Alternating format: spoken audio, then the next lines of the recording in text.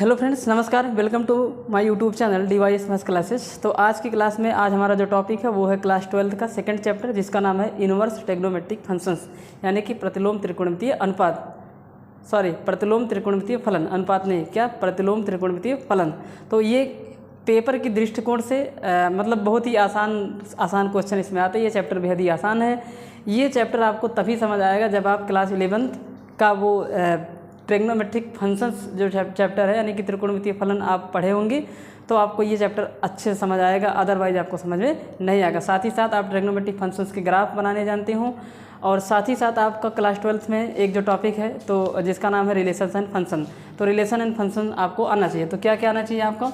एक तो आप क्लास 11th में जो आपका एक चैप्टर है जिसका नाम है ट्रिग्नोमेट्रिक फंक्शंस, क्लास 11th का ट्रिग्नोमेट्रिक फंक्शंस आपके आने चाहिए। दूसरा ये 11th का और 12th का आपको आना चाहिए, क्या, क्लास 12th का आपको आना चाहिए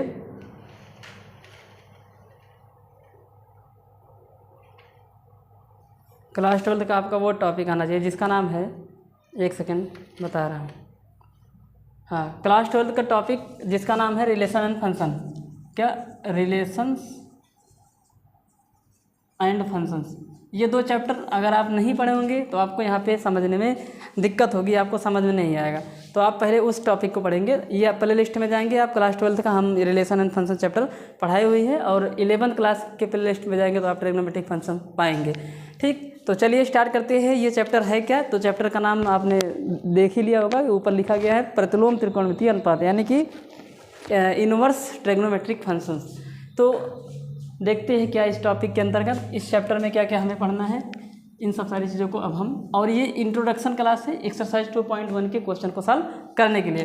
तो जैसा कि आप सभी को मालूम है, इनवर्स ट्रिग्नोमेट्रिक फंक्शंस, यानी कि जो ट्रिग्नोमेट्रिक फंक्शंस हमने पढ़ा क्लास 11th में, त्रिकोणमितीय फलन हमने क्लास 11th में जो पढ़ा, आज उसका हम इनवर्स निकालेंगे। तो किसी भी फंक्शन का इनवर्स कब एग्जिस्ट करता है, आपने 12th क्लास के रिलेशंस एंड फंक्शन में पढ़ा था।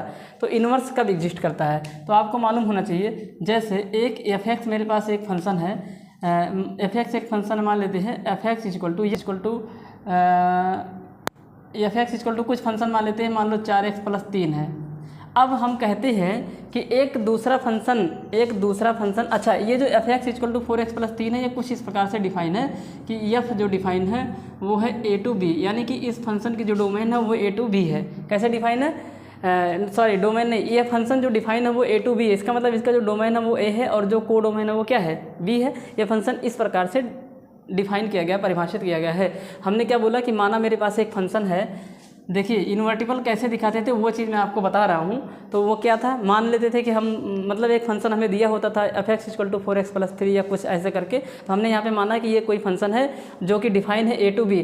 अब अगर एक दूसरा फंक्शन इस प्रकार से हमें मिल जाए कि जो कि डिफाइन हो b to a, और हम वहाँ पे अगर ये प्रूव कर देते हैं कि जो फॉग है वो y के बराबर आ जाए और जो ग्राफ है वो x के बराबर आ जाए, तो यहाँ पे अगर हम ये किसी तरीके से प्रूव कर दें, यहाँ पे लिख देंगे अब, यहाँ पे लिखेंगे अब यदि मुझे एक ऐसा फंक्शन इस प्रकार से मिल जाए, इस प्रकार से प्राप्त हो जाए जो जिसमें हम यदि प्रूव कर दें कि जो ग्राफ है वो x के बराबर एंड जो फॉग है वो y के बराबर आ जाता है, तब कह देंगे कि जो दूसरा वाला फंक्शन जो मुझे प्राप्त हो रहा है वो पहले वाले फंक्शन का इन्वर्स कहलाता है। जैसे मान लीजिए यहाँ पे कह सकते हैं इस बात को, तो आप सभी को मालूम है इन्वर्स निकालने के लिए सिर्फ एक फंक्शन दिया होता था, जैसे कि ये फंक्शन है। अब इसको कैसे थे, f(x) को हम लोग क्या लिख देते थे, y, और y = क्या आ जाता था, 4x + 3, ये तो आता था, y = 4x + 3 आता था। अब हम x की वैल्यू निकालते थे, अभी ये y के वैल्यू निकली, अब हम x की वैल्यू निकालेंगे इन टर्म ऑफ y। तो यहाँ पे बताओ x बराबर क्या होगा, तो सब लोग बोलोगे x की वैल्यू जो आएगी वो y - 3 और y में कितना आ जाएगा, 4 आ जाएगा।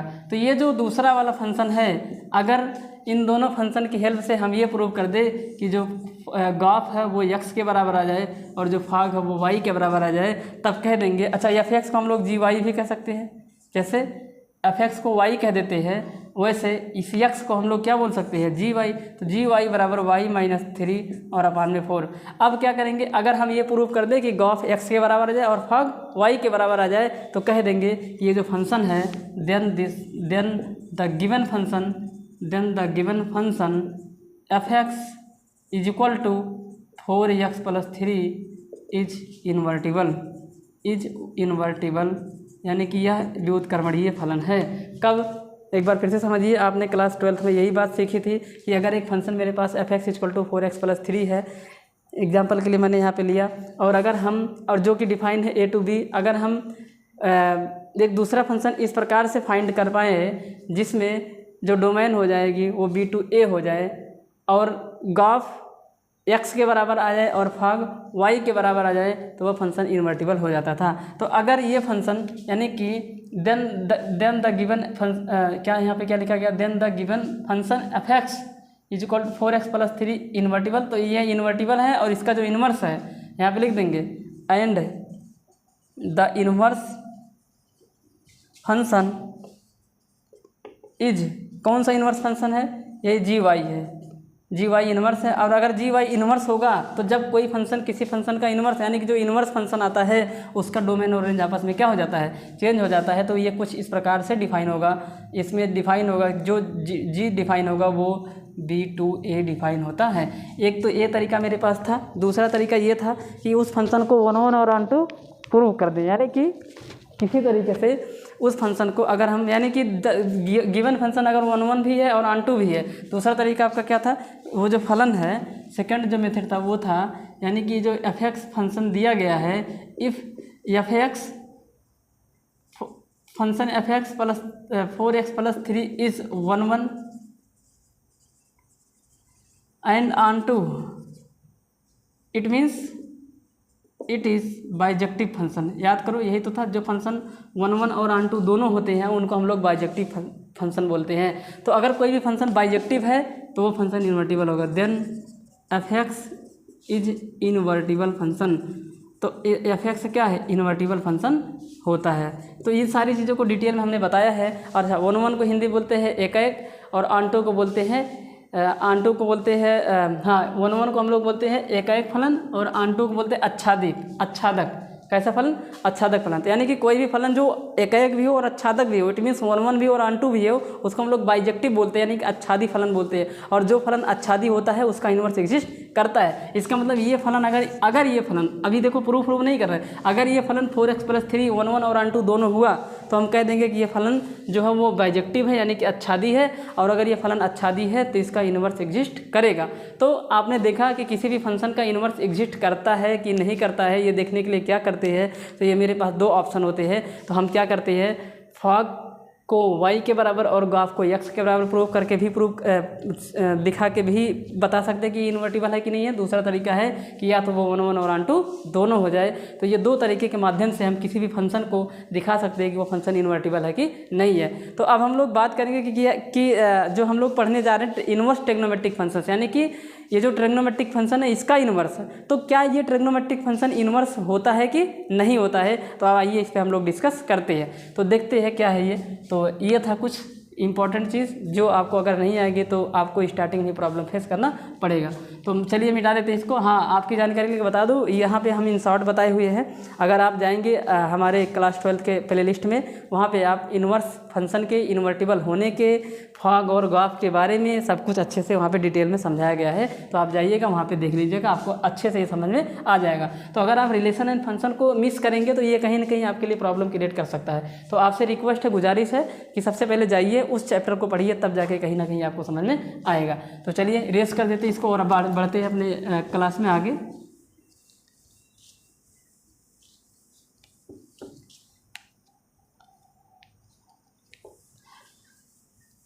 तो चलिए, तो क्या ये जो इन्वर्टिबल फंक्शन है ये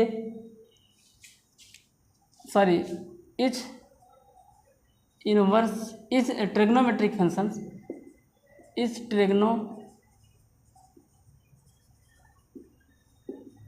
ट्रिग्नोमेट्रिक फंक्शन इज इन्वर्टिबल। क्या त्रिकोणमितीय फलन इन्वर्टिबल है कि नहीं है? अब अगर ये इन्वर्टिबल नहीं होगा तो हम इसका इन्वर्स कैसे पढ़ेंगे, तो पढ़ेंगे ही नहीं। तो इसका इन्वर्स तभी पढ़ पाएंगे जब ये फंक्शन इन्वर्टिबल होगा, यानी कि व्युत्क्रमणीय होगा। तो एक एक को हम लोग जो है यहाँ पे चेक करेंगे, देखते हैं वो चीज़ होगा कि नहीं होगा। तो आइए स्टार्ट करते, देखते क्या। तो सबसे पहले बात करेंगे साइन एक्स फंक्शन की। किसकी? साइन एक्स फंक्शन की। अच्छा, एक चीज़ और बता देता हूँ, इन्वर्स 1 1 को चेक करने का एक तरीका है। अगर किसी भी ग्राफ, ऐसे कोई ग्राफ बना हुआ है, इस ग्राफ में एक सीधी लाइन खींचो। अगर एक्स एक्सिस के पैरेलल एक सीधी लाइन खींचेंगे, अगर ये जो ग्राफ बना हुआ है, अगर वो जो स्ट्रेट लाइन है उस ग्राफ को 2 पॉइंट पे कट कर देगा तो वो 1 1 नहीं है। 2 से ज़्यादा कर देगा तब भी नहीं है। देखिए यहाँ पे भी और यहाँ पे भी कर रहा है, 3 जगह कर रहा है कट। इसका मतलब ये फंक्शन 1 1 नहीं है। क्यों? क्योंकि जो एक्स की वैल्यू वाई का मान इस एक्स के लिए जो है वही y का मान इस x के लिए भी है। इसका मतलब 2 अलग अलग x के लिए एक ही y का मान आ रहा है। इट मीन्स वह जो है वो यूनिक इमेज का काम नहीं कर रहा है। तो 1 1 की डेफिनेशन क्या है? सेट ए के प्रत्येक एलिमेंट के यूनिक इमेज होने चाहिए सेट बी में। तो ऐसा अगर देखने को मिलेगा तो 1 1 नहीं होगा। तो एक एक करके देखते हैं क्या है, कैसे क्या है। तो चलिए स्टार्ट करते। सबसे पहले हम लोग पढ़ेंगे साइन एक्स फंक्शन। क्या साइन एक्स फंक्शन इन्वर्टिबल है कि नहीं है, तो उसको चेक करते हैं। सबसे पहले चेक करेंगे sine inverse function, sine function के। F x equal to sine X. तो सबसे पहले तो इसके ग्राफ को बनाएंगे, तभी आपको समझ आएगा। तो आपने देखा था साइन एक्स का ग्राफ, इसीलिए सबसे पहले हमने ग्राफ को पढ़ाया था। यहाँ पे आता है वाई, यहाँ पे एक्स डैश और यहाँ पे वाई डैश। यहाँ पे 0, यहाँ पे π/2, यहाँ पे कितना 3 पाई नहीं पाई, और यहाँ पे था 3 π/2। और भी बना लेते थोड़ा। और यहाँ पे आपका था 2 पाई, यहाँ पे आ गया आपका -π/2, यहाँ पे -π। उसके बाद आपका था, उसके बाद आपका आया था -3 π/2। उसके बाद -2 पाई, कितना था 2 पाई माइनस में। यहाँ पे था आपका 1 और यहाँ पे कितना था -1। ये आपका x एक्सिस था, ये आपका क्या था y एक्सिस। यहाँ -∞ था और यहाँ पे आपका +∞, ऐसे ऊपर की तरफ भी बना हुआ था। और यहाँ पे 0 था। आपने देखा था साइन 0 का मान 0 था और साइन 90 यानी कि π/2 का मान कितना था 1 था। उसके बाद पाई पे फिर से कितना आ गया था 0 था, फिर 3 π/2 कितना था -1 था और 2 पाई पे 0 था। इस तरीके से साइन का ग्राफ। -π/2 पे कितना था साइन का मान, -π/2 पे -1 था और -π पे 0 था। ये सब हमने बनवाया है। 3 π/2 पे कितना था 1 था और 2 पाई पे कितना था 0। अब इसी को हमको क्या कर देना है, मिला देना है। इसी ग्राफ को हम लोग मिलाएंगे तो देखेंगे कि हमारा जो साइन फंक्शन है इसका ग्राफ कुछ इस प्रकार से बना हुआ था। आप लोगों को हम ये बात सिखाए थे, इसको हमने बनवाया हुआ था। तो देखिए कुछ इस प्रकार से ग्राफ था साइन फंक्शन का। ये था साइन के फंक्शन का ग्राफ। अभी हमने आपको क्या बताया था, किसी भी ग्राफ में अगर एक एक्स एक्सिस के पैरेलल एक लाइन खींचती है और वो ग्राफ को 2 बिंदुओं पे काटता है, तो वो जो ग्राफ है, वो जो फंक्शन है वो 1 1 फंक्शन नहीं होगा। तो क्या ये 1 1 फंक्शन है? तो आप देख रहे हैं कि यहाँ पे जब एक लाइन ऐसे करते हैं, सीधी लाइन एक्स एक्सिस के पैरेलल खींचते हैं, तो ये जो लाइन है ये इस ग्राफ को 2 अलग अलग पॉइंट पे क्या कर रही है, डिवाइड कर रही है। क्या कर रही है? डिवाइड। इसका मतलब ये निकल के आ रहा है कि जो y का मान इस यक्स के लिए जो y का मान होगा वही इस यक्स के लिए भी y का मान होगा। समझ रहे हो? तो इसका मतलब ये निकल के आ रहा है कि अलग अलग यक्स के लिए दो अलग अलग एक्स के लिए y के एक ही मान आ रहा है। इट मीन्स y जो इमेज का काम करता है वो यूनिक इमेज नहीं है, तो ये फंक्शन 1 1 नहीं है। इसका मतलब ये फंक्शन क्या है, 1 1 नहीं है। तो ये 1 1 नहीं है। और आन2 के लिए क्या करते हैं, आन2 की क्या डेफिनेशन थी आपको याद होना चाहिए। आन2 के लिए क्या करते थे, सेट बी के पूरे एलिमेंट के कोई ना कोई प्रीमियस होने चाहिए। तो आप ध्यान से देख के बताइए। यहाँ पे आप देखेंगे कि इस y के लिए भी कोई ना कोई x है। देखें यहाँ पे मिल जाएगा। इस y के लिए भी कोई ना कोई x है, इस y के लिए भी कोई ना कोई x। इसका मतलब प्रत्येक y के लिए, वैसे इधर भी देख लीजिए, इधर इस y के लिए भी x, इस y के लिए भी x, यानी कि प्रत्येक y के लिए x यहाँ पे मौजूद है। प्रत्येक y के लिए x यहाँ पे क्या है, मौजूद है। तो ये फंक्शन जो है, ये जो साइन एक्स फंक्शन है, ये 1 1 तो नहीं है। 1 1 तो ये नॉट 1 1 बट आन2 है। आन टू है, तो ये 1 1 नहीं है, आन टू है। और इसका मतलब जो फंक्शन 1 1 और आन टू दोनों होता है वही बाइजेक्टिव होता है। इसका मतलब साइन एक्स फंक्शन का जो इन्वर्स है वो एग्जिस्ट नहीं करेगा। तो यहाँ पे इसको मिटा देते हैं। और आपने देखा भी ये जो फंक्शन है ये आपका फंक्शन 1 1 तो नहीं है पर ये आन टू है। आन टू कैसे चेक करते हैं? आन टू चेक करने के लिए क्या करते हैं, देखते क्या प्रत्येक y के लिए x है, तो हमने देखा प्रत्येक y के लिए x है, तो ये π/2 था। तो ये यानी कि ये नॉट 1 1 बट आन टू है। इसका मतलब है कि ये मेनी वन जो फंक्शन 1 1 नहीं होता वो मेनी वन होता है। तो ये मेनी वन आन टू का केस है, मेनी वन आन टू का केस है ये। तो ये फंक्शन मेनी वन आन टू है, इसका मतलब ये फंक्शन बाइजेक्टिव नहीं है। तो इसको अब हम लोग बनाएंगे सबसे पहले क्या, बाइजेक्टिव। अब इसके इस फंक्शन को बाइजेक्टिव बनाने के लिए यानी कि साइन एक्स फंक्शन को बाइजेक्टिव बनाने के लिए हम लोग इसके डोमेन को क्या कर देंगे, रिस्ट्रिक्ट कर देंगे, डोमेन को रिस्ट्रिक्ट कर देंगे। तो ये फंक्शन क्या बन जाएगा 1 1। तो आप ध्यान से देख के बताइए, अगर हम अपने ग्राफ को सिर्फ इतना इंक्लूड करें, कितना, -π/2 से लेके π/2। अब देखिए इधर मिटा देते हैं ग्राफ को, इधर ग्राफ को क्या कर देते हैं, मिटा देते हैं। इधर भी मिटा देता हूँ, ये सारे ग्राफ को इधर भी क्या कर देता हूँ, मिटा देता हूँ। देखिए इतना ही इंक्लूड करो। अब यहाँ पे सीधी लाइन खींचते रहो, चाहे जितनी सीधी लाइन खींचोगे ये सीधी लाइन ग्राफ को सिर्फ एक जगह ही काटेगा। देखो कितनी जगह काटा, एक जगह। कितना भी खींच डालोगे कितनी जगह काटेगा, एक जगह काटेगा। देखो यहाँ पे भी एक जगह काटा, यहाँ पे भी एक जगह काटा, यहाँ पे भी एक जगह काटा। तो इसका मतलब निकल के आ रहा है कि अगर हम साइन एक्स फंक्शन के डोमेन को रिस्ट्रिक्ट कर देते हैं और डोमेन को -π/2 से लेके +π/2 लेते हैं तो ये जो फंक्शन है ये इन्वर्टिबल हो जाएगा, क्योंकि ये आन टू तो पहले ही था, ये फंक्शन आन टू तो पहले ही था, बस 1 1 नहीं था। तो अब अगर हम इसके डोमेन को रिस्ट्रिक्ट कर देते हैं यानी कि इसके डोमेन को -π/2 से लेके, यानी कि अपने ग्राफ को अगर हम -π/2 से लेके π/2 तक ही इंक्लूड करते हैं तो ये जो फंक्शन है ये 1 1 भी बन जाता है। तो यहाँ पे क्या कर देंगे, यहाँ पे हमारे पास एक तरीका है, साइन एक्स फंक्शन को यहाँ पे लिख देंगे, साइन एक्स फंक्शन को 1 1 बनाने के लिए 1 1 नहीं बोल सकते, साइन एक्स फंक्शन को इन्वर्टिबल बनाने के लिए, साइन एक्स फंक्शन को बाइजेक्टिव बनाने के लिए यहाँ पे लिख देंगे, बाइजेक्टिव बनाने के लिए। बाइजेक्टिव का मतलब होगा आच्छादी, बाइजेक्टिव का मतलब क्या होगा, आच्छादी। यहाँ पे लिख देते हैं, इसका मतलब होगा आच्छादी। आच्छादी बनाने के लिए हम लोग क्या करेंगे, इसके डोमेन यानी कि प्रांत को, इसके प्रांत को ग्राफ के अनुसार आप लोग देखिए इसके प्रांत को कितना लेना पड़ेगा। तो इसके प्रांत को हमें मजबूरी में इसके प्रांत को हमें -π/2 से लेके π/2 लेना पड़ेगा। इसके प्रांत को रिस्ट्रिक्ट कर देते हैं, रिस्ट्रिक्ट करके -π/2 से π/2 को ले लेते हैं। और ये -π/2 से π/2 यानी कि -π/2 को भी लेना है और π/2 को भी लेना है। तो अगर ये चीज़ कर देती है तो ये फंक्शन 1 1 बन जाता है, आन टू पहले से था इसलिए ये फंक्शन बाइजेक्टिव भी हो जाएगा। तो क्या किया हमने इसका, तो हमारा जो साइन एक्स फंक्शन था, अभी देख लो ध्यान से देख, तो अभी आप लोगों को ध्यान से देखना है। अभी स्टार्टिंग में जो f(x) था, f(x) बराबर साइन एक्स फंक्शन था, जो कि इसकी जो डोमेन थी वो क्या थी, इसकी डोमेन क्या थी, आपने देखा था इसका डोमेन क्या था, इसका डोमेन पूरा रियल नंबर था, यानी कि x के किसी भी मान के लिए y का मान आता था। ये पूरा रियल नंबर था डोमेन इसका डोमेन क्या था, पूरा का पूरा रियल नंबर था। अब हमने क्या किया, इसको आन टू बनाने के लिए, इसको बाइजेक्टिव बनाने के लिए यानी कि 1 1 बनाने के लिए, बाइजेक्टिव बनाने के लिए, आच्छादी बनाने के लिए हमने इसके डोमेन को क्या कर दिया था, रिस्ट्रिक्ट कर दिया था।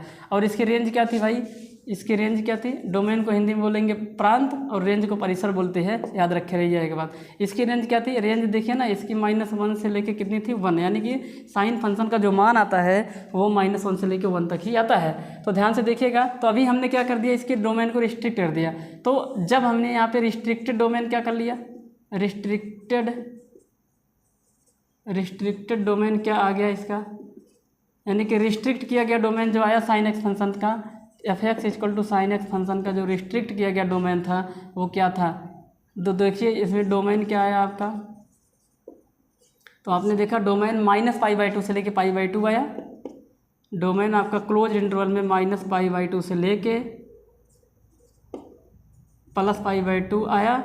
और इसकी जो रेंज है वही है जो पहले थी, रेंज वही है जो क्या थी, पहले थी। तो ये आपकी रेंज हो जाएगी, रेंज क्या है, वही जो पहले थी, कितनी, -1 से लेके 1 तक। और इस रिस्ट्रिक्टेड डोमेन में यहाँ पे देखिए ये ग्राफ बना हुआ है, इस रिस्ट्रिक्टेड डोमेन में ये जो हमारा साइन फंक्शन है इसको फिर से बना देते हैं अच्छे से, ये नीचे बना देते हैं, नीचे कहाँ पे, नीचे बना देता हूँ, ध्यान से देखिएगा।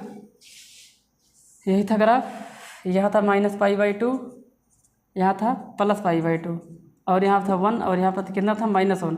तो फिर हमने देखा यहाँ पे 0 था, 0 पे कितना था, तो हमने यहाँ पे ग्राफ को ऐसे बनाया, एक सेकेंड,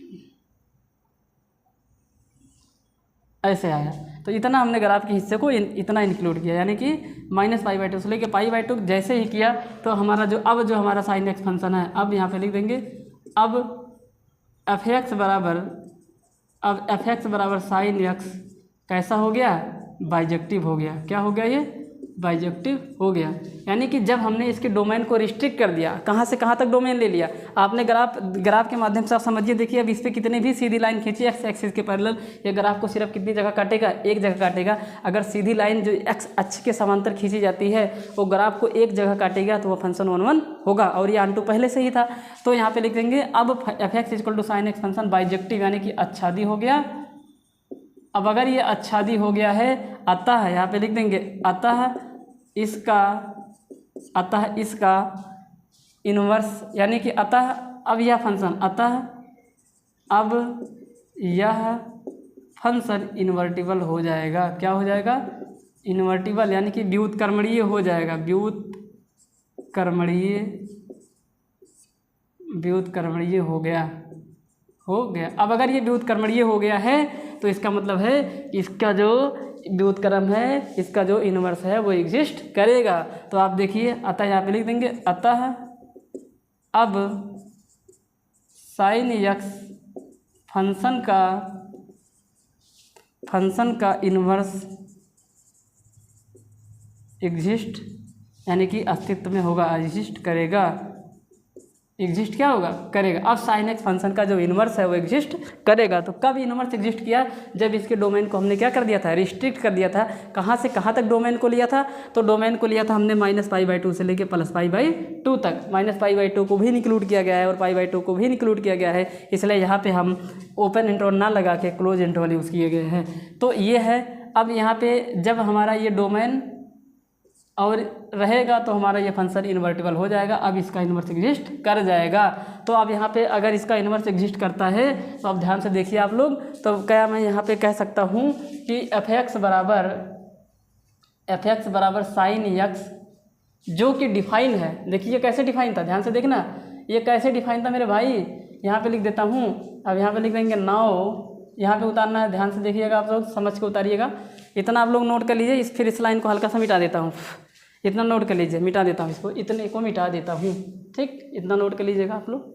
अब ध्यान से देखिए, जब आपने देखा कि ये फंक्शन, अब हमारा फंक्शन यानी कि जो f(x) = है साइन एक्स, जिसकी जो कि डिफाइन है कैसे, f डोमेन क्या थी इसकी, -π/2 से लेके +π/2 थी, और इसकी जो रेंज है वो -1 से लेके 1 है। यही तो रेंज है, यही तो रेंज है। एक सेकंड, दिख नहीं रहा है, इसको मुझे थोड़ा सा इधर लेना पड़ेगा।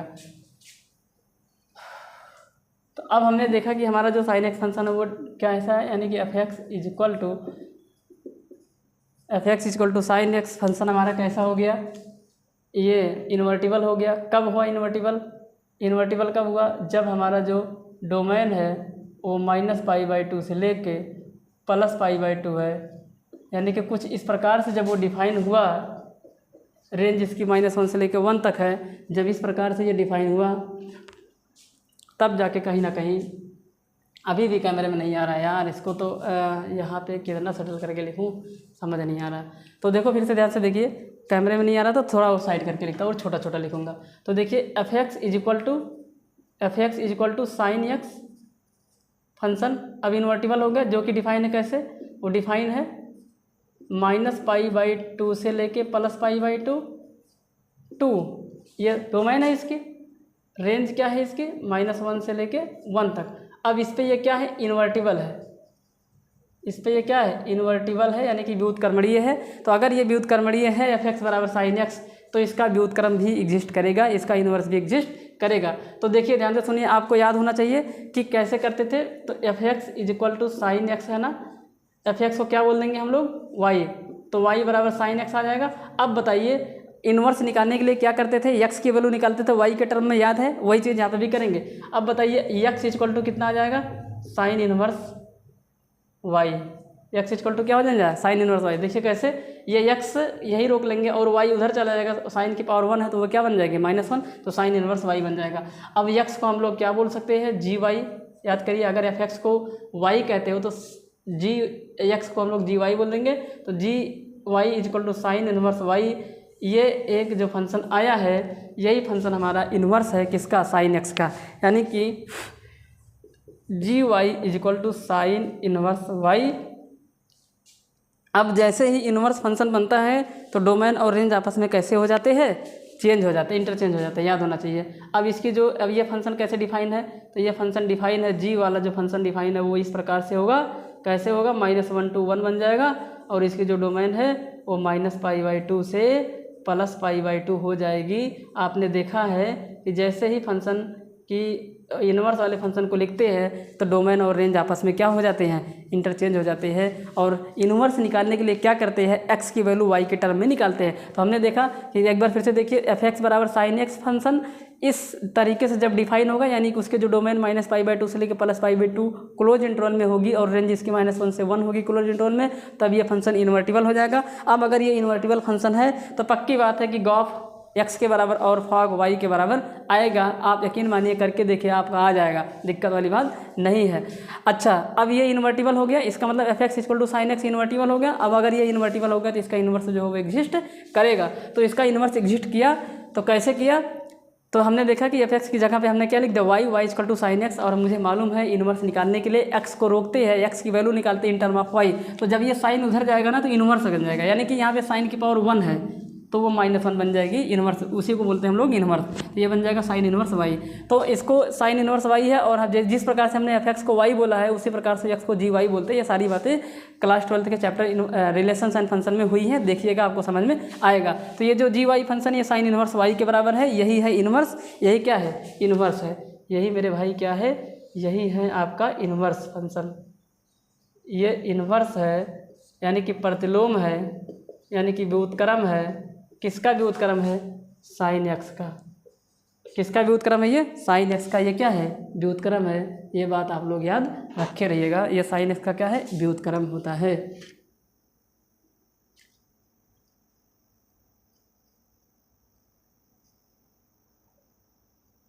ठीक, समझ आ रहा है, कोई दिक्कत तो नहीं किसी को। तो ये इसका व्युत्क्रम है। अच्छा, अब हमारी आदत क्या होती है कि हम लोग एक्स में ज़्यादा फंक्शन को पढ़ते हैं। अब एक चीज़ समझा देते सबको, तो यानी कि अब यहाँ पे सारी चीज़ों को मिटा देता हूँ, इसको नोट कर लीजिए और इसको थोड़ा सा और अच्छे से लिख के दिखा देता हूँ। ये नोट कर लीजिए, डोमेन पहले ये थी, ये रिस्ट्रिक्टेड डोमेन है, क्या है ये, रिस्ट्रिक्टेड डोमेन होती है। तो इसको मिटा देता हूँ, ठीक। तो आपने देखा कि ये जो साइन है, साइन एक्स फंक्शन है, ये बाइजेक्टिव हो गया, इसलिए इन्वर्टिबल हो गया। और कब हुआ, जब इसके डोमेन को रिस्ट्रिक्ट कर दिया तब हुआ। तो आपने एक नया फंक्शन प्राप्त किया, G Y is equal to sine inverse Y. अब अगर यहाँ पे ना वाई की जगह पे कुछ भी रखोगे तो यहाँ पे रखा जाएगा। तो बताइए जी एक्स बराबर क्या होगा, तो बोलोगे साइन इनवर्स एक्स। एक्स की जगह पे क्या रख दिया, वाई की जगह पे क्या रख दिया भाई, यहाँ पे वाई की जगह जो रखोगे, टी रखोगे तो साइन इनवर्स टी बन जाएगा, पी रखोगे तो साइन इनवर्स पी बन जाएगा। तो हमने एक्स रखा, ये इसलिए रखा क्योंकि हम लोग को एक्स में फंक्शन को पढ़ने की ज़्यादा आदत होती है। तो यही जो sine g x equal to sine inverse x function है जो कि डिफाइन है, ये जो जी फंक्शन डिफाइन है वो कैसे डिफाइन है, -1 से लेके 1 इसकी डोमेन है और इसकी जो रेंज है वो -π/2 से लेके π/2 है। ये जो फंक्शन है ये है इनवर्स ऑफ, यहाँ पे लिखेंगे this function is the inverse function of sine x function. तो ये साइन एक्स फंक्शन का क्या है, इनवर्स होता है। तो आपकी जानकारी के लिए बता दूं, ये सिर्फ रिस्ट्रिक्टेड डोमेन में, जैसे ये साइन एक्स का ग्राफ था, यहाँ पे मैं दिखा देता हूँ आपको। यहाँ तो क्या π/2 था, यहाँ पे पाई था, यहाँ पे कितना था 3π/2 था, यहाँ पे कितना था 2π था, यहाँ पे कितना था आपका 5π/2 था। अब इसको भी थोड़ा और भी एक बार फिर से बताता हूँ। यहाँ पे -π/2 था, फिर -π, फिर -3π/2, उसके बाद 2π, उसके बाद आपका आ गया माइनस में 5π/2 और यहाँ पे आपका था 1 और यहाँ पे कितना था -1। तो ग्राफ देखिए ऐसे बना हुआ था, ये 0 था, 0 पे कितना वैल्यू दिया 0, इस पे 1 दिया, इस पे 0 दिया, फिर देखिए इस पे -1 दिया, इस पे 0 दिया, इस पे -1 दिया, +1 दिया, इस पे 0 दिया। इस तरीके से बन रहा था ग्राफ, याद है आपको? अभी जस्ट मिटाया था, ऐसे बना हुआ था। तो अभी हमने डोमेन को सिर्फ यहाँ से लेके यहाँ तक लिया था ताकि ग्राफ दो जगह ना कटे। कहाँ गया ये? यहाँ से लेके यहाँ तक लिया था, ये देखिए ऐसे लिया था, यानी कि -π/2 से लेकर π/2 लिया था। अगर हम अभी अपने डोमेन को इस +π/2 से लेकर 3π/2 ले लेते, यानी कि ग्राफ में सिर्फ इतना ही इंक्लूड करते, देखो सिर्फ इतना इंक्लूड करते हैं, बस इतना, तो भी मेरा जो फंक्शन है वो क्या बन जाएगा? ये इन्वर्टिबल हो जाएगा। क्यों? क्योंकि यहाँ पे भी कितनी भी लाइन खींच डालो एक्स एक्सिस के पैरेलल, ये ग्राफ को सिर्फ एक ही जगह कट करेगी, इसलिए ये फंक्शन 1 और 1 भी हो जाएगा और ये 1 पहले से ही था। देखिए इतना ही ग्राफ को लेते हैं। इसी प्रकार से अगर ग्राफ को इतना ना लेके सिर्फ इतना लिया जाए, यानी कि 3π/2 से लेके 5π/2 लिया जाए, तो भी जो हमारा फंक्शन होगा 3π/2 से लेकर अगर हम 5π/2 लेते हैं, इतना ही सिर्फ ग्राफ को कंसीडर करते हैं, तो भी हमारा जो फंक्शन होगा, यानी कि चाहे अगर हम यहाँ पे कह सकते हैं, अगर हम 3π/2 से लेके 5π/2 लेते हैं डोमेन को, रिस्ट्रिक्टेड डोमेन,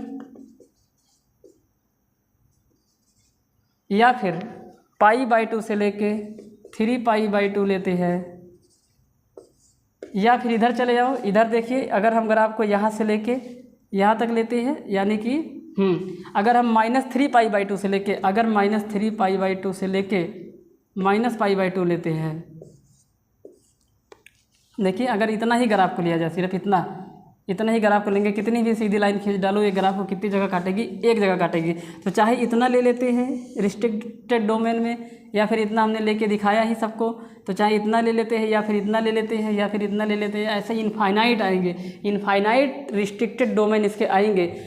तो इनफाइनाइट तरीके से, यानी कि इनफाइनाइट रिस्ट्रिक्टेड डोमेन इसके अगर आ रहे हैं, जिसका मतलब है कि इनफाइनाइट रिस्ट्रिक्टेड डोमेन में ये फंक्शन इन्वर्स एग्जिस्ट करेगा, यानी कि ये फंक्शन इन्वर्टिबल होगा। तो ऐसे में प्रॉब्लम हो जाती, इसीलिए बताया गया जो एकदम 0 के पास होगा, यानी कि ओरिजिन के पास वाला जो रिस्ट्रिक्टेड डोमेन होगा, ओरिजिन यानी कि मूल बिंदु के पास वाला जो रिस्ट्रिक्टेड डोमेन होगा, उसी को हम लोग कंसीडर करेंगे और उसको हम लोग बोलेंगे प्रिंसिपल वैल्यू ब्रांच, यानी कि मूल बिंदु के, यानी कि एकदम यहाँ पे देखिए ये मूल बिंदु है ना, ओरिजिन है, तो ओरिजिन के पास वाला जो हमारा रिस्ट्रिक्टेड डोमेन होगा, वो जो होगा, ऐसे देखिए ध्यान से देखिए, यहाँ पे मैं इसलिए क्या, यहाँ पे आपने क्या समझा कि कितने सारे इसके रिस्ट्रिक्टेड डोमेन हो रहे हैं, उन सारे रिस्ट्रिक्टेड डोमेन के लिए ये फंक्शन इन्वर्टिबल बन रहा है, पर हम किसको ले, ऐसे में तो लफड़ा हो जाएगा। इसलिए बताया गया जो हमारा मूल बिंदु के पास है, जो हमारा ओरिजिन के पास है, वो जो रिस्ट्रिक्टेड डोमेन होगा वही कंसीडर किया जाएगा, बाकी किसी को कंसीडर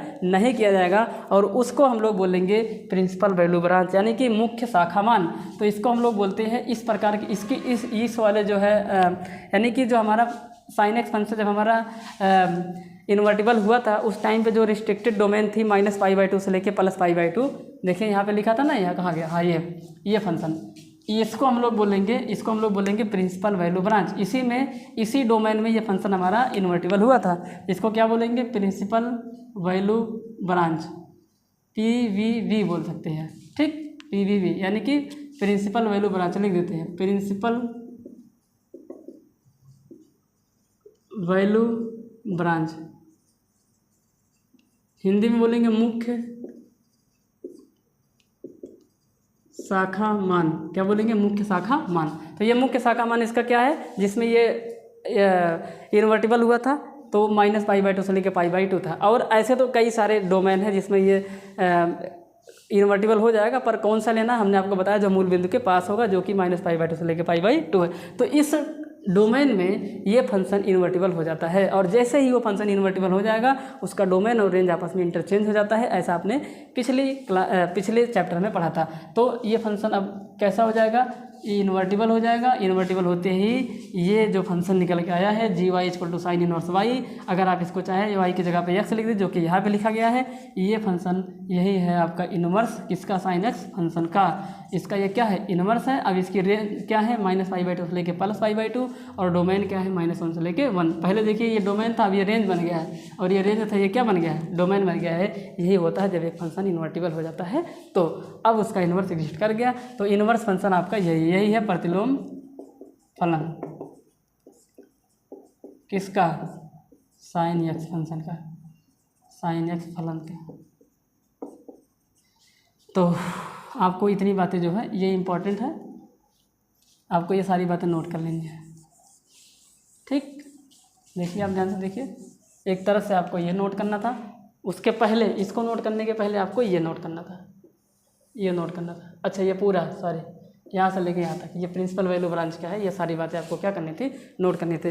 तो साइन एक्स फंक्शन को बताने मुझे टाइम लगा, उसके बाद cos tan cos X sec इन सबको बताने में बिल्कुल भी समय नहीं लूँगा, क्योंकि वहाँ पर मैं देख लूँगा कि ग्राफ को बनाऊँगा, और वहाँ से देख लूँगा कितने ग्राफ को मुझे कंसीडर करना है। जितने ग्राफ पे वो फंक्शन 1 1 बन जाएगा उतने को कंसीडर कर दूँगा, और 1 2 पहले से ही होता है तो उतने को कंसीडर करूँगा। उसके बाद उसके रेंज और डोमेन लिखूँगा, और इस तरीके से फटाफट हो जाएगा, कौन सा, इनवर्स सबका निकल जाएगा, और वो फंक्शन आसानी से हम लोग इसको डिस्कस कर लेंगे।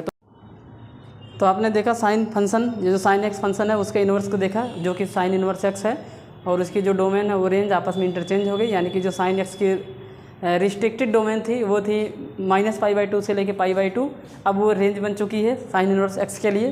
तो और जो उसकी रेंज थी -1 से लेके 1, यानी कि साइन एक्स फंक्शन की जो रेंज थी -1 से लेके 1 ओपन क्लोज इंटरवल में, अब उसकी वो क्या बन चुकी है, डोमेन बन चुकी है। जैसे आपने क्या पढ़ा, आपने यही पढ़ा कि जो f(x) = साइन एक्स था वो पहले इन्वर्टिबल नहीं था, फिर आपने इन्वर्टिबल बनाया उसको कैसे, आपने उसके डोमेन को रिस्ट्रिक्ट किया। तो रिस्ट्रिक्टेड डोमेन के हिसाब से कब वो इन्वर्टिबल हुआ था, तो उस टाइम पे इन्वर्टिबल हुआ था जब इस साइन इन्वर्स, ये जो साइन एक्स फंक्शन है इसकी जो रिस्ट्रिक्टेड डोमेन है, रिस्ट्रिक्टेड डोमेन क्या थी, वो थी आपकी डोमेन, यानी कि कुछ इस प्रकार से ये फंक्शन डिफाइन हुआ, कैसे, -π/2 से लेके π/2 तक, और रेंज इसकी क्या आई, -1 से लेके 1 तक। इसमें ये क्या हुआ, इन्वर्टिबल हुआ, इसमें ये फंक्शन क्या हुआ, इन्वर्टिबल, यानी कि इसमें ये फंक्शन व्युत्क्रमणीय हो गया था। अब जब ये व्युत्क्रमणीय हो गया तो क्या फंक्शन आपको प्राप्त हुआ, तो f(x) = याद रहे आपको, ये इसकी डोमेन नहीं थी, साइन एक्स फंक्शन की डोमेन ये नहीं थी पहले, नहीं, ये वो वाली डोमेन है जिस पे हमने अपने फंक्शन को इन्वर्टिबल बनाया। नहीं तो आप लोग कन्फ्यूजन में पड़ जाए कि तो साइन एक्स फंक्शन की तो जो डोमेन था वो रियल नंबर था, वो रियल नंबर था लेकिन वो उस पर इन्वर्टिबल नहीं था, और हमने क्या किया, उसको इन्वर्टिबल बनाया। इन्वर्टिबल बनाने के लिए अपने डोमेन को क्या किया था, रिस्ट्रिक्ट किया था। तो उसके लिए हमने देखा था कि -π/2 से लेकर π/2 अगर हम इंटरवल को कंसीडर करते हैं तो हमारा जो साइन एक्स फंक्शन है वो इन्वर्टिबल हो जाता है, और जब वो इन्वर्टिबल हो जाता है तो उसकी इन्वर्स एग्जिस्ट कर जाता है। और इन्वर्स क्या था, तो f(x) = साइन इन्वर्स एक्स, यही साइन एक्स फंक्शन का क्या था, यही साइन एक्स फंक्शन का क्या था, आया था आपका इन्वर्स आया था, यही क्या था, इन्वर्स है, इन्वर्स फंक्शन है, किसका फंक्शन है, इन्वर्स साइन एक्स फंक्शन का। अब जब ये इन्वर्स आया तो इसकी जो डोमेन और रेंज हुई, वो डोमेन और रेंज, यानी कि ये जो फंक्शन है वो कैसे डिफाइन है, वो कुछ इस प्रकार से डिफाइन है। अब इसका यहाँ पे उल्टा हो जाएगा, जो रेंज है वो डोमेन बन जाएगा, यानी कि -1 से लेके 1 आ जाता है, और जो यहाँ का डोमेन है वो रेंज बन जाता है -π/2 से लेके π/2।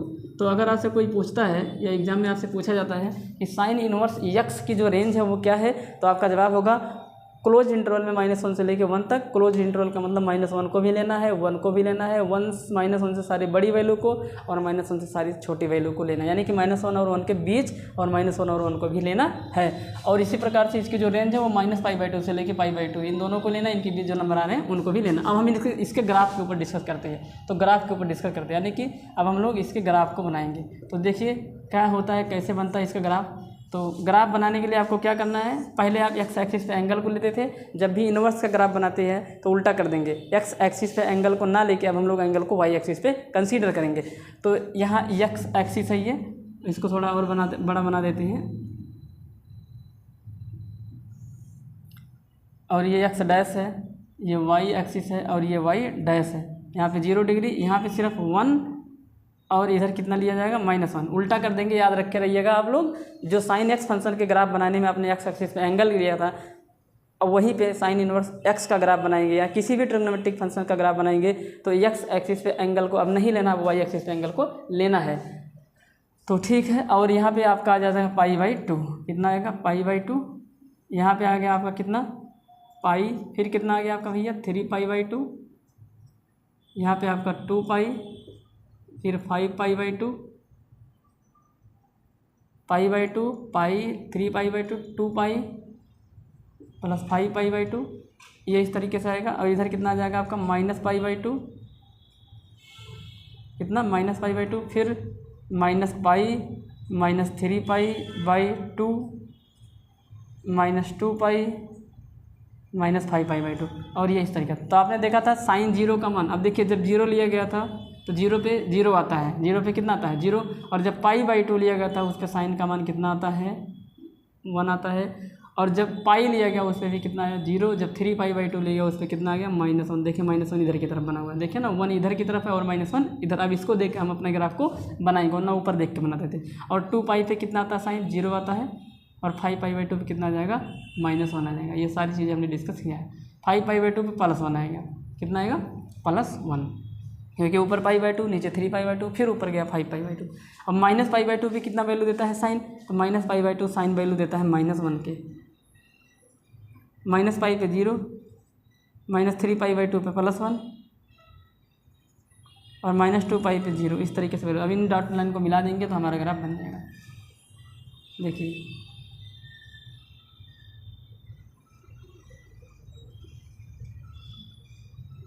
ये इस तरीके से बनेगा, ऐसे चलता रहेगा। ये है साइन इनवर्स एक्स का ग्राफ।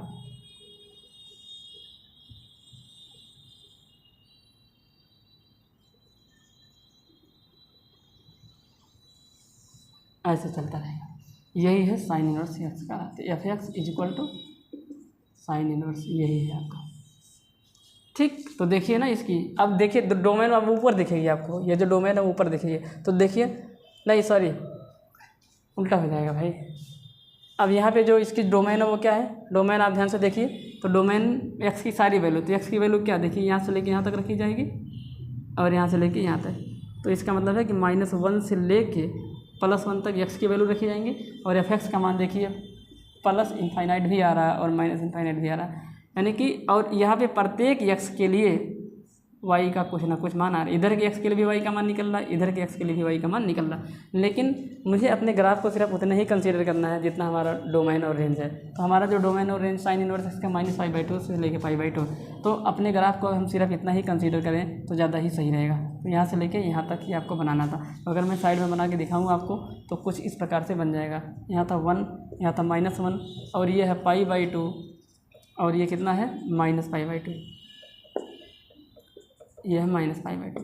आपने देखा ये 0 है, 0 पे 0 दिया, और π/2 पे कितना वैल्यू दिया 1 दिया, और -π/2 पे कितना दिया -1 दिया। तो कुछ इस प्रकार से ये साइन एक्स की ग्राफ, साइन इनवर्स एक्स का ग्राफ बनता है, ऐसे बनता है।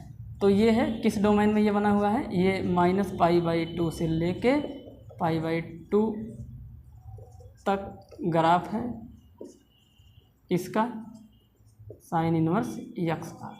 तो इस तरीके से ये सारी चीज़ें होती है। तो हमने इसके ग्राफ को देखा। तो आपको इसमें इजीली याद क्या करना है, आपको इसमें याद करना है कि ये किस डोमेन में ये रिस्ट्रिक्ट हुआ था, और उस रिस्ट्रिक्टेड डोमेन और रेंज को आपको याद करना है। यानी कि साइन इनवर्स एक्स के रेंज और ग्राफ, यानी कि सारे ट्रिग्नोमेट्रिक फंक्शन के जो इनवर्स हैं उनके रेंज और डोमेन को आपको याद रखने हैं, वही इंपॉर्टेंट है। ग्राफ उतना ज़्यादा इंपॉर्टेंट नहीं है, लेकिन ग्राफ इंपॉर्टेंट इसलिए है क्योंकि ग्राफ के द्वारा आपको कंसेप्चुअल अंडरस्टैंडिंग होती है, आपको बेहतरीन ढंग से चीज़ें समझ में आती है। तो अब बढ़ते अपने दूसरे ट्रिग्नोमेट्रिक फंक्शन जिसका नाम है cos x। तो cos x को इन्वर्टिबल दिखाते हैं, कब वो इन्वर्टिबल होगा, साथ ही साथ उसका डोमेन और रेंज क्या होगा, उसके ग्राफ पे डिस्कस करेंगे। तो इन सारी चीज़ों को देखते हैं। अब इतना आप लोग मतलब नोट कर लीजिए, फिर इनको हम क्या करते हैं, इरेज कर देते हैं। ठीक है।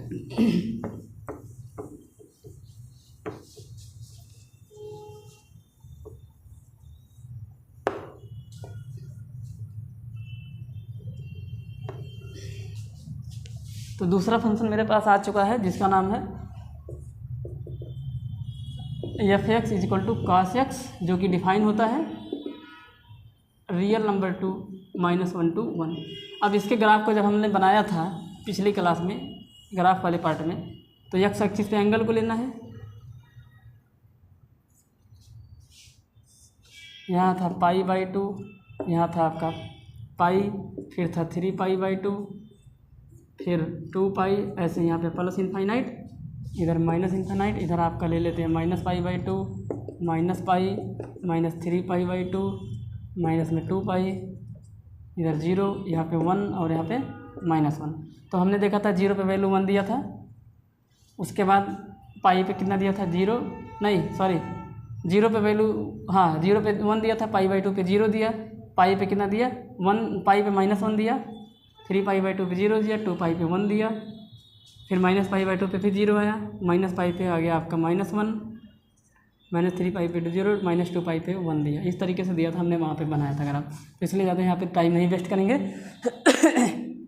तो इसको मिला देते हैं। तो ऐसे जब मिलाएंगे इसको तो क्या बन जाएगा मेरा ग्राफ, तो मेरा जो ग्राफ बनेगा कुछ इस प्रकार से बन जाएगा। देखिए तो एक सेकंड, इसको थोड़ा और अच्छे से देखते हैं, यहाँ पे लिखना पड़ेगा।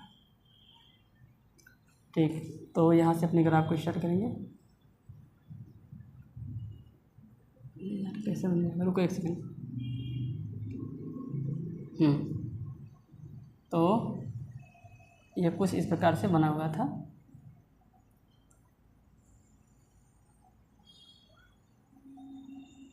यार ग्राफ पे तो ये बना नहीं रहे दरअसल, इसलिए यहाँ पे थोड़ा दिक्कत हो रहा है। ऐसे बना हुआ था, ऐसे बना हुआ था, यार बना देते हैं ऐसे, ऐसे कुछ बना हुआ था।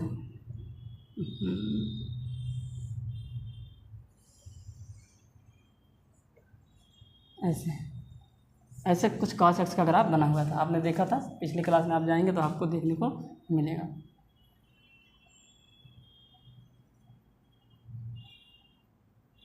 तभी तो यार मैटर भी खराब हो रहा था, ये ऐसे आएगा। अब सही है, ठीक। तो ये था cos x का। अब आप देखेंगे जब इस ग्राफ पे एक सीधी लाइन से ड्रा करेंगे तो आपने देखा जो y का मान इस x के लिए आ रहा है वही y का ये मान इस x के लिए भी आ रहा है। यानी कि इन दोनों, ये मान लो x1 है और ये x2 है, तो इस x1 और x2 x की वैल्यू के लिए y की दो मान नहीं आ रहे, एक ही मान है। इसका मतलब ये 1 नहीं है। देखिए ना, इन दो डिफरेंट x1 और x2 के लिए y के सिर्फ एक मान आ रहे हैं। y का जो मान इधर है वही y का मान इधर है। इसका मतलब ये फंक्शन 1 तो नहीं है। और आन2 है, आन2 इसलिए क्योंकि प्रत्येक y के लिए x मिल रहा है। देखिए इस y के लिए भी x है, इस y के लिए, इन यहाँ से लेके यहाँ तक के सारे y के लिए x इधर मिलेगा और यहाँ से लेके यहाँ तक के सारे y के लिए x यहाँ मिल जाएगा। तो इस तरीके से था ये। तो ध्यान से देखिए आप लोग क्या करेंगे। अब इसको हम लोग इन्वर्टिबल बनाएंगे तो उसके डोमेन को रिस्ट्रिक्ट करेंगे। तो इसके डोमेन को रिस्ट्रिक्ट करने के लिए अगर हम अपने ग्राफ को इस जीरो से लेके पाई तक कंसीडर करते हैं, सिर्फ इतने ही ग्राफ को अगर हम कंसीडर करते हैं, देखो मिटा देते हैं इसको, इन सबको मिटा देते हैं। इसको अगर हम मिटा देते हैं, इतना ही अपने ग्राफ को अगर हम कंसीडर करेंगे तो हमारा जो फंक्शन होगा वो 1 बन जाएगा। और आन2 ये पहले से है इसलिए वो 1 और आन2 हो जाएगा और ये फंक्शन बाइजेक्टिव बन जाएगा। इसका मतलब इसका इन्वर्स एग्जिस्ट कर जाएगा। तो अब क्या करेंगे, यहाँ पे लिखेंगे cos x फंक्शन को इन्वर्टिबल बनाने के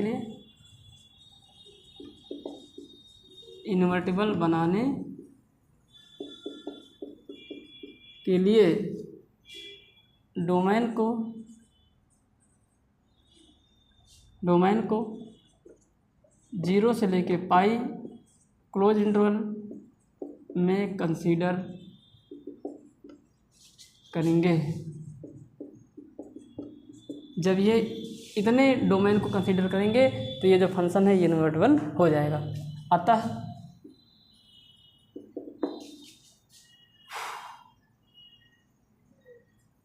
cos x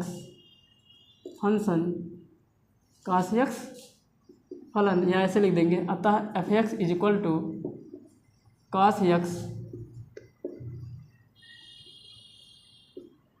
0 से लेके पाई के बीच क्या है, इन्वर्टिबल है। क्या है, इन्वर्टिबल है। इन्वर्टिबल को बोलते हैं व्युत्क्रमणीय है। क्या है, व्युत्क्रमणीय है। तो जब ये व्युत्क्रमणीय हो जाएगा, अब इसका जो इन्वर्स है, अतः अब इस फंक्शन का इन्वर्स एग्जिस्ट करेगा, अतः अब इस फलन का जो इन्वर्स है वो एग्जिस्ट करेगा। तो इसका मतलब f x is equal to cos x है। कब है? जब यहाँ पे एफ जो डिफाइन है वो ऐसे है, कैसे? 0 से लेके पाई और इसकी रेंज कितना -1 से लेके 1 है, ऐसे जब है तब ये डिफाइन है, ये तब क्या है? डिफाइन है। अब ये इन्वर्टिबल हो गया, इस केस में ये क्या बन गया? इन्वर्टिबल हो गया।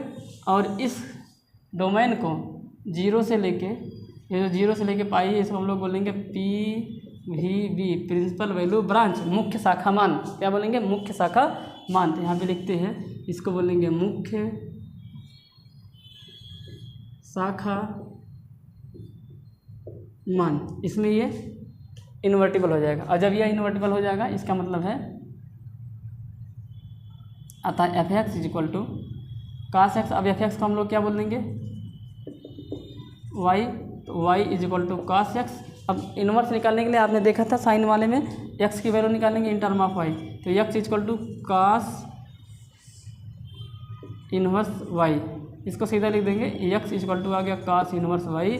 जिस प्रकार से हमने एफ एक्स को वाई कहा उसी प्रकार को ये एक्स को हम लोग जी वाई कह सकते हैं। तो जी वाई की वैल्यू आ गई कास इन्वर्स वाई के।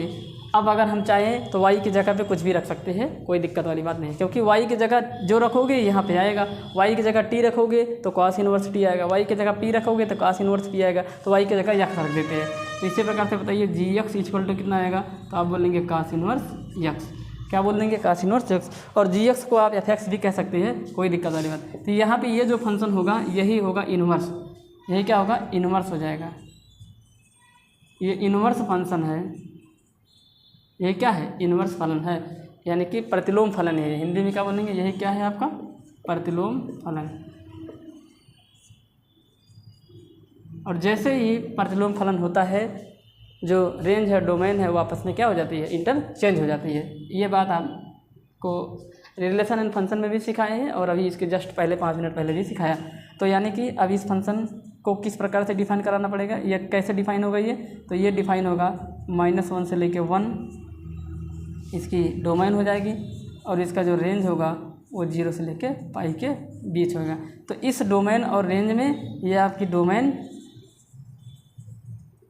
यानी कि प्रांत है, और यहाँ पे क्या हो जाएगा? रेंज। तो आपने देखा कि जो inverse function cos inverse x है उसकी जो रेंज है वो -1 से 1 है, और जो डोमेन है वो 0 से पाई है। ये जो रेंज है वो पहले डोमेन हुआ करती थी, और जो डोमेन है वो अब रेंज हो गई है। तो इन्वर्स में यही चीज़ देखने को मिलती है। क्या? जो पहले डोमेन हुआ करता था वो रेंज बन जाता है, और जो रेंज हुआ करता था वो डोमेन बन जाता है। तो ये इसकी डोमेन और इसका रेंज। तो ये function cos inverse x inverse function है, किसका? कॉस एक्स फंक्शन का। तो इस तरीके से हम इसको पढ़ते हैं। अगर आप चाहें तो आप जी एक्स को एफ एक्स भी कह सकते हैं। तो G X is equal to cos inverse X कैसे डिफाइन है? इसके जो डोमेन है, डोमेन कितनी है? वो डोमेन है -1 से लेके 1 क्लोज इंटरवल, और इसकी जो रेंज है वो 0 से लेके पाई। कितना है? 0 से लेके पाई। तो ये था आपका कॉस इन्वर्स एक्स फंक्शन। तो इस तरीके से आपको रेंज और डोमेन पे फोकस करना है, उसी को याद रखना है, वही यूज़ होगा। ग्राफ उतना ज़्यादा मैटर नहीं करता। हाँ, लेकिन ग्राफ से कंसेप्चुअल अंडरस्टैंडिंग होगी, आपको अच्छे से समझ में आ जाएगा। तो आपने देखा ग्राफ के इतना कंसेप्ट। हालांकि जो रिस्ट्रिक्टेड डोमेन है वो बहुत सारे जो उसको बाइजेक्टिव बना सकता है, पर हमने आपको बताया था कि वही लिया जाएगा। प्रिंसिपल वैल्यू ब्रांच उसी को माना जाता है जो मूल बिंदु के पास होते हैं, जो ओरिजिन के पास होते हैं। तो इस तरीके से यह था। अब हम लोग इसके इन्वर्स के ग्राफ को डिस्कस करेंगे, यानी कि कॉस इन्वर्स एक्स जो फंक्शन है उसके ग्राफ को हम लोग बनाते हैं। ठीक, तो चलिए डिस्कस करते हैं कॉस इन्वर्स एक्स फंक्शन के ग्राफ को। तो इसका जो ग्राफ होगा वो कैसे आनेगा, देखिए। अब हम लोग क्या पढ़ने जा रहे हैं? F x equal to cos inverse x function का ग्राफ। तो कैसे बनाएंगे ग्राफ को? तो ये चीज़ जो है कहीं ना कहीं मुझे यहाँ पे बना देते हैं, यहाँ पे आ जाएगा। तो देखिए बना देते हैं। अब की बार क्या करेंगे? हमेशा की तरह वही काम करेंगे। एक्स एक्सिस पे आप एंगल को नहीं लेंगे, वाई एक्सिस पे एंगल को लेंगे। तो यहाँ पे पाई/2, यहाँ पे कितना आपका आ जाएगा इसको अच्छे से बनाना पड़ेगा मेरे भाई। इतना आप लोग नोट कर लीजिए, फिर बता रहे, इतना आप लोग नोट करें, फिर हम आगे इसके ग्राफ को बढ़िया से डिस्कस करते हैं। ये नोट कर लीजिए।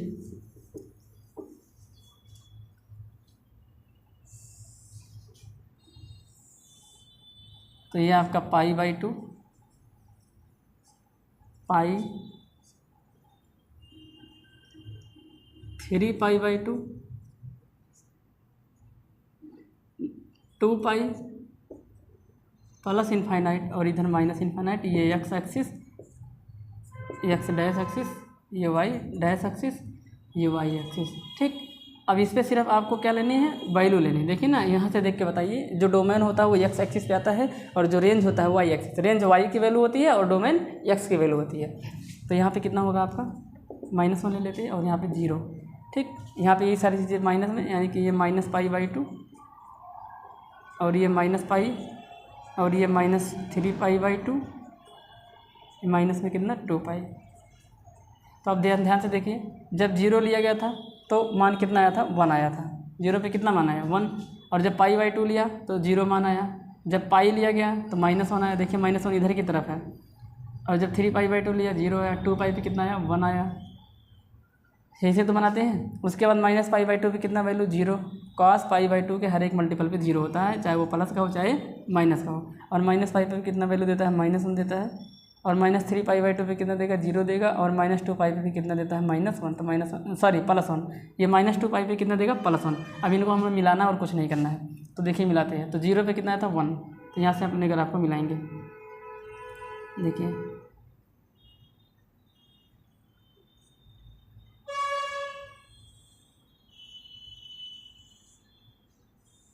कम जगह में बनाए हैं इसलिए उतना अच्छा नहीं बन पाएगा, लेकिन आपको सिर्फ समझना है बस।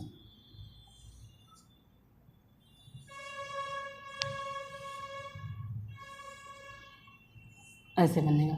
तो ये है f(x) = cos इनवर्स x का ग्राफ। ये इन्वर्स तब बन जाएगा जब पावर कितनी बन जाएगी, -1। तो -1 पावर बन जाएगी तो इन्वर्स बन जाएगा। तो इस तरीके से ये था। ठीक, तो याद रखे रहिए आप लोग। ठीक है, तो ये है ग्राफ। आप देखिए, हमें अपने ग्राफ में सिर्फ कितना कंसीडर करना है, 0 से लेके पाई तक। तो 0 से, यानी कि इतने ग्राफ को मुझे सिर्फ लेना था बस। ये 0 ना, इतने ही ग्राफ को लेना था बस, और कुछ नहीं करना था। जैसे कि इतना सिर्फ 0 से पाई के बीच ग्राफ। अगर इतना ही बना देंगे तो भी दिक्कत वाली बात नहीं। देखिए यहाँ था पाई और ये है 0 डिग्री। तो ग्राफ क्या बना हुआ था, इस पर था -1 और इस पर तो कितना है, +1। तो 0 पे 1 था। तो ग्राफ आपका कुछ, और यहाँ पे π/2 था। तो ग्राफ आपका कुछ इस प्रकार से बना हुआ था, ऐसे। तो ये इतना जो ग्राफ है,